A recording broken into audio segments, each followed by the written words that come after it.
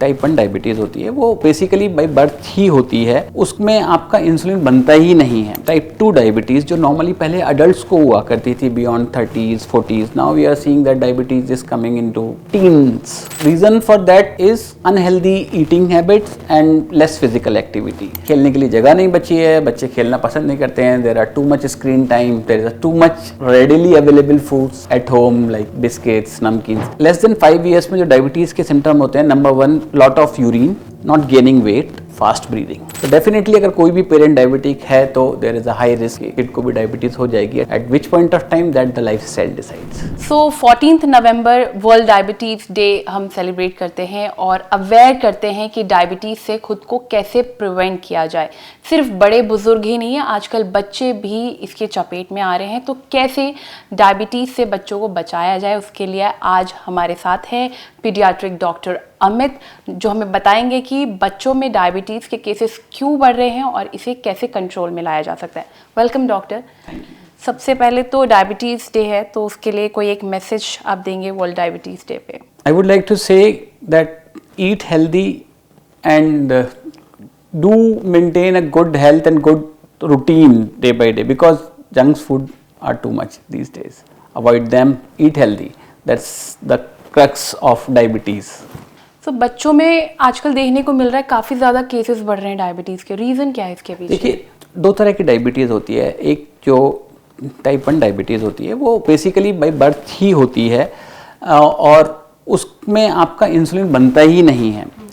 And there is another type of diabetes which is type 2 diabetes जो normally पहले adults को हुआ करती थी beyond 30s 40s, now we are seeing that diabetes is coming into teens.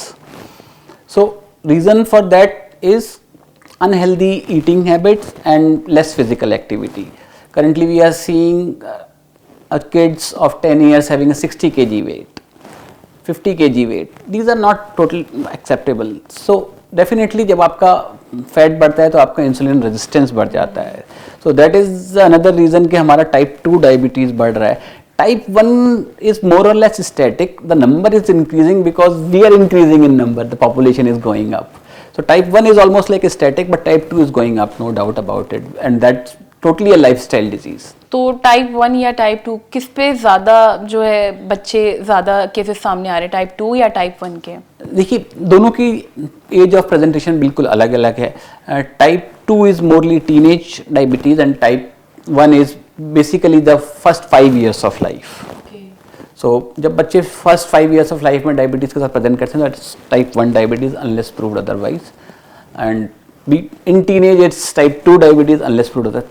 Earlier एक term हुआ करता था maturity onset diabetes of young, now that has been more और less replace with type 2 diabetes. So अभी हम उसको बहुत ज़्यादा डिफ्रेंशिएट नहीं करते, कोई जेनेटिक होता नहीं है बहुत ज़्यादा। So that's how it goes. तो अर्ली सिम्टम्स क्या होंगे जो, अगर हम दोनों एज ग्रुप्स की बात करें तो as it's a diabetes day and we are talking about pediatrics, so less than 5 years में जो डायबिटीज़ के सिम्टम होते हैं, number 1 lot of urine, not gaining weight, fast breathing.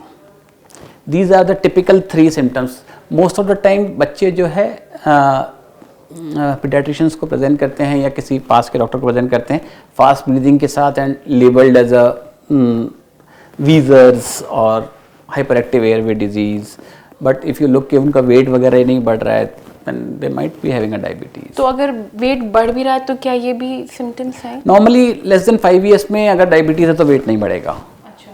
They will be very short for age and very low in weight for the age. Weight for age और height for age दोनों ही कम होंगे उनके, लेकिन जो teenage वाली diabetes है वहाँ पे दोनों ही ज़्यादा होंगे।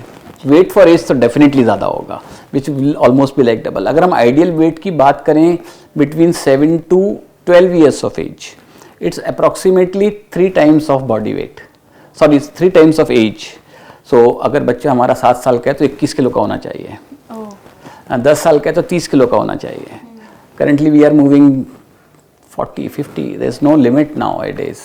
So ये सब डाइट और डाइट एंड लाइफस्टाइल, बिकॉज खेलने के लिए जगह नहीं बची है, बच्चे खेलना पसंद नहीं करते हैं, there are too much screen time and there is too much readily available foods at home like ready to eat biscuits, namkeens, which we don't count as a junk food, and kids are eating in a one go.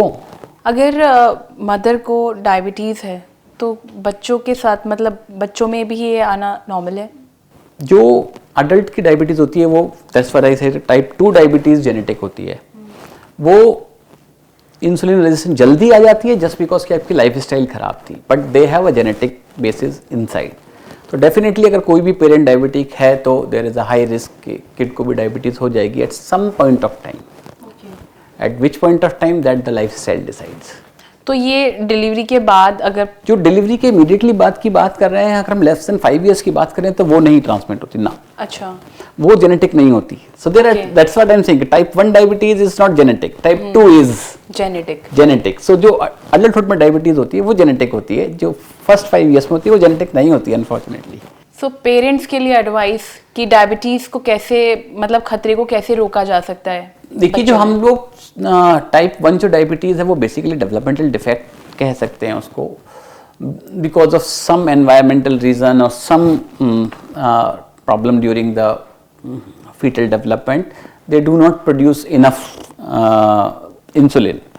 But जो type 2 है that can be prevented up to a certain extent with a good eating habits and a good lifestyle, which means 60 hours a day, 60 minutes a day for 5 days a week physical activity. तो जो माएँ पहले से ही diabetes की शिकार हैं तो क्या उनमें उनके जो बच्चे हैं उनमें आगे जाके किडनी डिजीज का कोई रिस्क रहता है? अगर हम अडल्ट्स डेटा की बात करेंगे तो किडनी डिजीज के there are 2 most common reasons, one is diabetes and another is hypertension.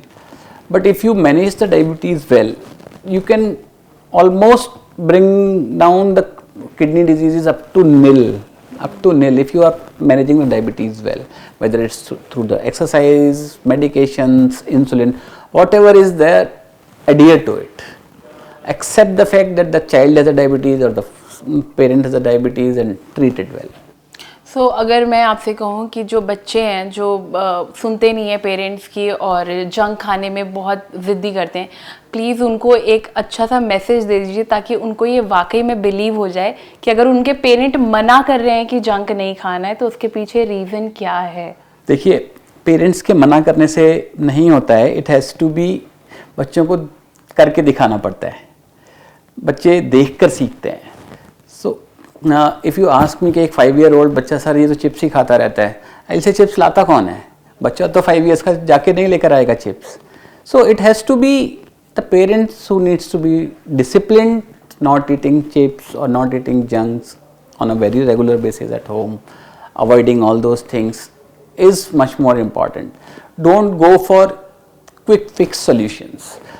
Problem is this case, we want a quick fix solution. If the child is crying, rather than consoling him, we try to fulfill his or her demand and then we give in, which should not be the case. There has to be proper discipline at home, and the eating habits come from the family dinner table. It's not the individual. Child is not a person who you can teach. You cannot teach. You can make them learn the things by showing them how it's done. नहीं, but बहुत सारे बच्चों को ये लगता है कि उनके पेरेंट्स मना कर रहे हैं, वो ऐसे ही मना कर रहे हैं, उनको बच्चों को कोई प्रॉब्लम नहीं होगी। आई थिंक बच्चों को भी पता होना चाहिए कि अगर वो जंक खा रहे हैं तो उससे उनके हेल्थ पर क्या इफेक्ट पड़ेगा। Absolutely पता होना चाहिए, and I am happy that all these things have been there in the curriculum as well. What is the good food, healthy food, that they need to be eating more vegetables. These are there in the curriculum, but they are not following it because nobody in the home is following it. Actually that is the truth. If we are following the truth, that we are making sure that we are eating the salad before the dinner, the child will start having it, then it will be in their routine and they will grow up like that. So that's how it needs to be.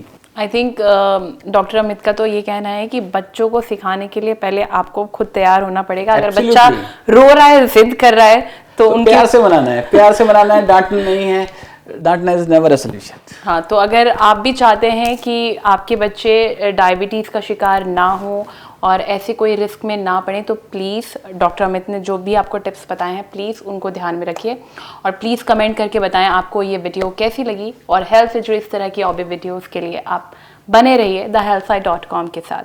Thank you doctor. Thank you.